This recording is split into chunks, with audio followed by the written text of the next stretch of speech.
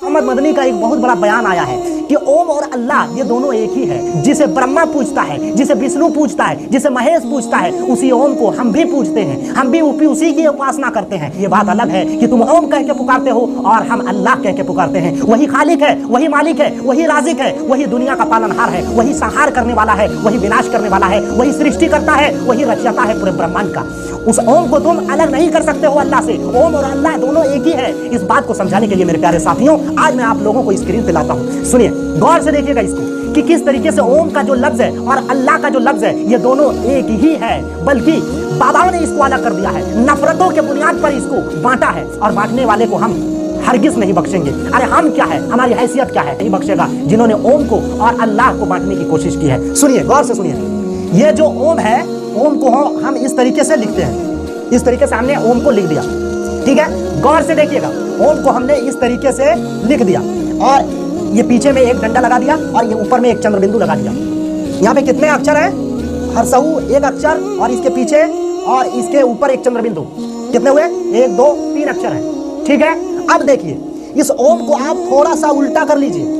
थोड़ा सा उल्टा करना है, ज्यादा नहीं करना है, और ना तो इसमें कोई अक्षर बढ़ाना है ना कोई अक्षर घटाना है। देखिए, ओम को आप थोड़ा सा उल्टा कर लीजिए और इसके पीछे में जो आप जो रेखा खींचते थे उस रेखा को आप इस अल्लाह लफ्ज के साइड में लिखिए। आप इसके साइड में उसको रख दीजिए और जो चंद्रबिंदु आप लगाया करते थे ओम के ऊपर, उस चंद्रबिंदु को आप यहाँ पे बीच में रख दीजिए।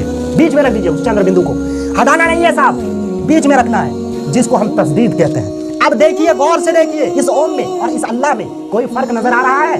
कोई फर्क नजर आ रहा है? नहीं नजर आ रहा है, और नजर आएगा भी कैसे? यही तो हम आपको समझाना चाहते हैं साहब कि ओम और अल्लाह का जो लफ्ज है वो लफ्ज एतबार से भी अलग नहीं है।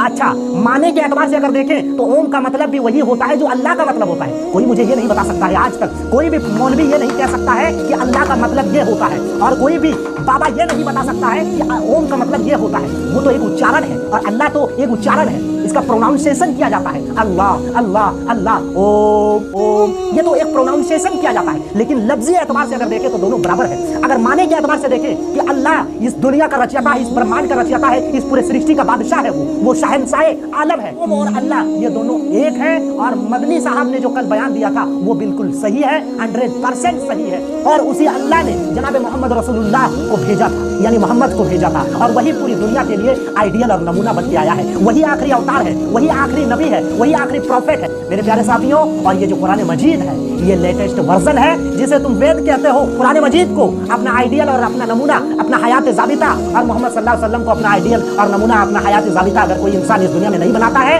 तो वो ना तो बैकुंठ जा सकता है, ना तो वो मोक्ष की प्राप्ति कर सकता है, ना स्वर्ग में जा सकता है। ये मेरा डंके के चोट पर ऐलान है और ये मेरा चैलेंज है, ये दावा है, एक जिद है। तो तुम अपने जिद में अड़े रहो, हम मना नहीं करेंगे। ला इकराह फिद्दीन, धर्म के अंदर कोई जोर जबरदस्ती नहीं है, धर्म के अंदर कोई जोर जबरदस्ती नहीं है। इस्लाम एक ईश्वरवाद की शिक्षा देता है और एक ईश्वरवाद की शिक्षा के बुनियाद पर वो स्वर्ग को हासिल करने का रास्ता बताता है। यही एक माध्यम है। इसी एक ईश्वरवाद की गवाही शंकराचार्य ने दिया है, इसी एक ईश्वरवाद की गवाही स्वामी विवेकानंदा ने दिया है, इसी एक ईश्वरवाद की गवाही स्वामी अग्निवेश ने दिया है, इसी एक ईश्वरवाद की गवाही लक्ष्मी शंकराचार्य ने दिया है। तुम किसका इनकार करोगे? अरे तुम किन किन को तुम झुठलाओगे?